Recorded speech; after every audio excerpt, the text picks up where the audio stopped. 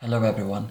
So in today's film I'm aiming to create a very simple smoky eye. Something that is quite classic, something that is easy, and also something that is soft yet quite dramatic. Now I haven't actually uploaded any films here on www.youtube.com for at least 2 weeks now, as last week I hosted my very first masterclass and meet and greet here in London, which happened to go superbly well. It was so very incredible to be able to do a live demonstration in front of an audience, and also just to see and meet many of the different kinds of people for which came to my class who are also viewers of mine. So I was very pleased with the outcome, and I certainly look forward to doing more masterclasses and more meet and greets, and also in different countries in the upcoming future. I have already gone in and added foundation and eyebrows. Today I primed and prepped my skin with some of Embryolisse La Creme Concentrate. For foundation I used a very light layer of the Huda Beauty Full Filter Foundation in the shade Milkshake. To reduce the appearance of under eye discoloration, I took some of Bobbi Brown's tinted eye brightener in the shade Porcelain Bisque 1 and applied it just underneath the eyebrows just to lift the discoloration, as well as around the nose just to lift and bring light to that region. To set the under eyes, I then took some of Laura Mercier's Invisible Pressed Setting Powder in the shade Universal. To set the rest of the face, I then took some of Inglott's Mattifying Loose Powder. For eyebrows, I then took some of Dermacolor Cream Concealer in the shade D40, just to stencil in and sketch out a shape first of all, and then filling in the rest of the shape with some of MAC Cosmetics powder eyeshadow in the shade Concrete. I also went in and applied primer to the eyes. Today I used Urban Decay's Eyeshadow Primer Potion. Now I actually went out last night and I have an incredibly sore throat today, as myself and my dear friend ordered a bottle of wine at dinner, and I remain very dubious regarding whether or not I drank the wine or the bottle itself, as my throat is greatly discomforted. So I'm first of all going to go in with a brown eyeshadow to the eyelids, and today I'm going to be taking some of MAC Cosmetics powder eyeshadow in the shade Omega, and I'm just taking a giant MAC Cosmetics 227 brush and I'm packing that onto the lid first of all. Now I use this colour in almost every look and in almost every tutorial. Omega is very useful. Now I don't really mind if it's not that neat, I just want to coat the entire eyelid and get the colour on first. So I've just applied that to the eyes rather crudely. I haven't been particularly precise with it. So I'm now going to take a MAC 217 brush and just blend the edges of it, just blending everything that we have just applied. And a good trick when blending is to almost rest your arm on a table, tilt your head back slightly and just buff it. It's almost as if though you are going round and round and round, but keeping it relatively tight. So you're moving it, rather than going round and round in the eye, you're still going round and round, but you're just moving it softly through the areas you want to blend. And then I'm going in with a clean Zova 228 brush. This is just a very large, fluffy blending brush. You can just really go over those edges. You can actually take a little bit of the Omega on your 217 and just lift the eye up in any areas that you feel need a little bit more concentration of colour. So when I tilt my head back, it actually looks as if though I've applied quite a lot of eyeshadow very high. But because my eyes are quite hooded, and when I stare at you face on, you will see that when my eyes are actually open, there isn't that much space between my eye and my crease. So there's very little room there. So I apply eyeshadow quite high, because when I open my eyes and stare at you directly, you can actually see that a lot of the eyeshadow that I've applied is not visible. So when your eyes are hooded, you do kind of have to take the eyeshadow up a little bit higher than you would on a regular kind of eye. And now I'm going in with a clean MAC 217 just to blend and soften everything through. And one recommendation for which that I will make, when aiming to create a very seamless blend and a very seamless eye, is to take your 217, the brush that you've been using to blend all of your edges, and almost take as much of the product as you possibly can take off on the back of your hand, and then just start to flick it out and almost brush it over, and then go back in with your 228 and blend that. This way we ensure seamlessness, because we're just pulling the eye outward, so everything just flows together and you create a gradient, but it is very discreet. And I'm just winging it upwards slightly, not winging it out, but pulling the colour up just very, very faintly. And part of the reason that I do this, and I would recommend it to you if you are somebody that places your eyebrows or has relatively high eyebrows, is because when you create an eye look that's just around the eye, and you don't do something with this area, you don't bring the colour up slightly, it tends to make this area look massive.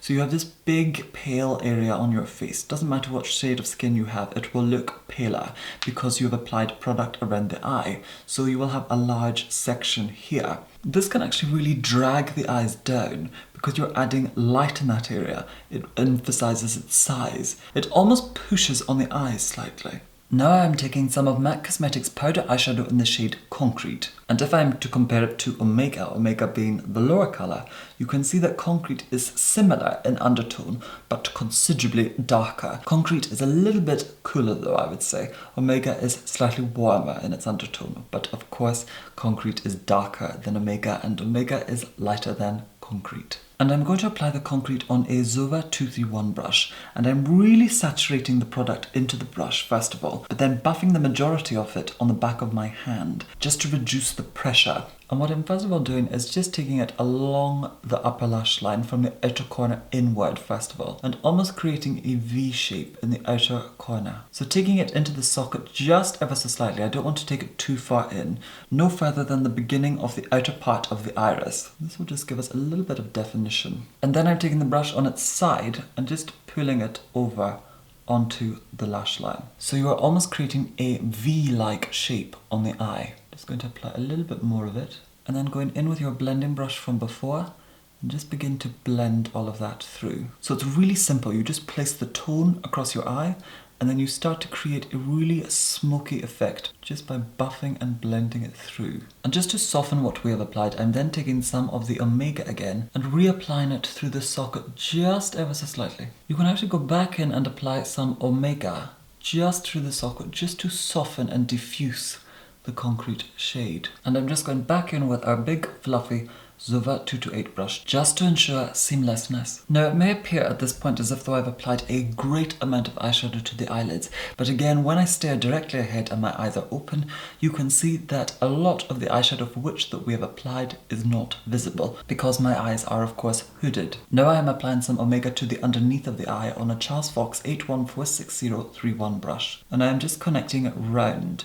into the Concrete. But I'm not taking the colour right into the inner corner, I'm only taking it just to about here, just so that we have a little bit left. And to just blend those edges just ever so slightly, I'm taking an Inglot 80 PS brush, just really softening what we have applied. And then doing an overall buff of the edges with a MAC Cosmetics 217 brush, just to ensure seamlessness. Now I am taking a PowerPoint eye pencil by MAC Cosmetics in the shade Engraved, and it is black. And what I'm doing with that first of all is just working it into the upper lash line, really pushing it into the lashes and concentrating a great amount of the product at the outer and upper corner. And then going back in with our Charles Fox 814631 brush, for which that we used to apply the Omega to the underneath of the eye, and then just smoking over the pencil for which that we have just applied.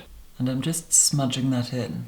And then with the same pencil, I'm just skimming it through the lower lashes. And then I'm just taking one of these very minute cotton buds or Q-tips, however you prefer to pronounce. These ones are by Muji and they're very small but great for just smudging in kohl pencil. And then just following the same steps on the other eye. Now I'm going to go in and curl my eyelashes with some of Inglot's eyelash curlers. Having given the eyelashes a good thorough curl, I'm now going to go in and apply some of the Balm's What's Your Type mascara. Now this tends to be my go-to mascara on myself. Really just work that into the root of the eyelashes first of all. And then I'm going to take a little bit of that mascara on a MAC Cosmetics lash brush and just paint on some mascara onto my lower lashes, because I don't actually like to use the wand, because I always find that when you coat the bottom eyelashes with mascara with just the wand, it coats the underneath of the eyelashes, and that always transfers onto this area. So by painting the mascara on top of the eyelashes, you get definition, but you prevent mascara from transferring onto this area here. Now my lower lashes are quite long, so I only like to apply a little bit of mascara to the roots just to add definition and to bulk them up slightly. I do tend to find with my lower lashes, if I give them a very heavy coat of mascara, they tend to look like spider legs. So with the eyes complete, I'm going to go in and contour. I'm going to use a soft tone for contour and a soft blusher today, as I want to keep the rest of the look quite soft as the eyes are quite strong. For contour, I'm going to take Inglot Cosmetics Powder Eyeshadow in the shade 342, which is a marvellous contour shade. And then I'm just going to stipple the contour on with a Stilazzi blush brush. I don't want to apply too much today, and just very softly build that up, barely applying any pressure with the brush. Moving on to blush, I'm now going to take a very soft tone, and I'm going to be using Illamasqua's Powder Blusher in the shade Katie, which is this pastel pink colour. And using the same brush for which we applied our contour, and I'm just very faintly applying a little bit of that, and I'm pulling it into the centre of the face quite far. For highlighter, I'm going to go in with another Illamasqua product, and this is an Illamasqua powder eyeshadow in the shade Cascade, which is a go-to powder highlighter of mine. I use this a lot on myself, I absolutely love it. And I'm applying it on a MAC Cosmetics Duo Fibre brush. This just adds a beautiful glow to the look. I'm just stippling it on. And I like to take a little bit of highlighter just at the top of the nose, tiny little bit of it through the bridge, and a little bit of it on the forehead, and of course a tiny bit on the chin and a little bit of it up above the lip, simply so that we have consistency everywhere. Now for lips, I want to use something really soft, as of course the eyes are quite strong. So I'm going to go in and overline and correct my natural lips first of all, then go in with lipstick. And to line and make the necessary corrections to my lip shape, I'm going to be using Charlotte Tilbury's Lip Cheat Lip Pencil in the shade Pillow Talk. This is actually a new pencil, but I'm going to make full use of my older pencil. And first of all, just lining the lips, making corrections where need be. And I'm just taking the lip liner into the lip slightly. So with the lip line now corrected, I'm now going to go in with some of MAC Cosmetics lipstick in the shade Plink. I also use this colour quite a lot. It's a really beautiful colour, and it has an absolutely lovely formula. It's one of their lusters.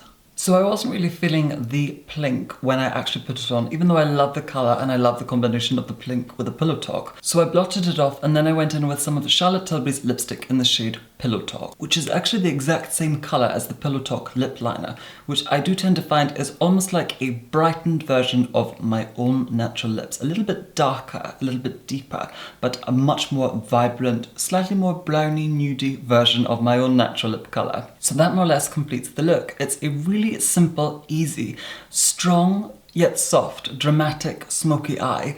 It's incredibly easy to do. It only requires 1 or 2 products. In this case, I only used 2 tones of eyeshadow. I could have gone in and lined my waterline with a black kohl pencil, which would have just made it a lot stronger. But I actually like it just like this. And I do tend to find that because of my eye shape, if I go in and line them with black eyeliner, it looks best when I do cat liner. Otherwise, my eyes look quite small and a little bit downturned.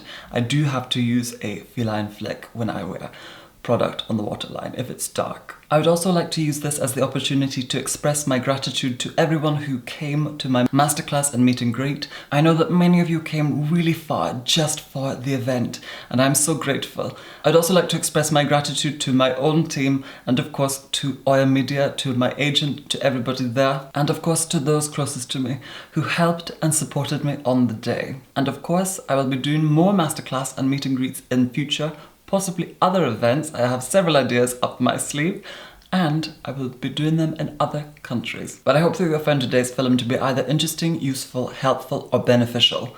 And once again, thank you so much for watching, and of course, take care. Bye!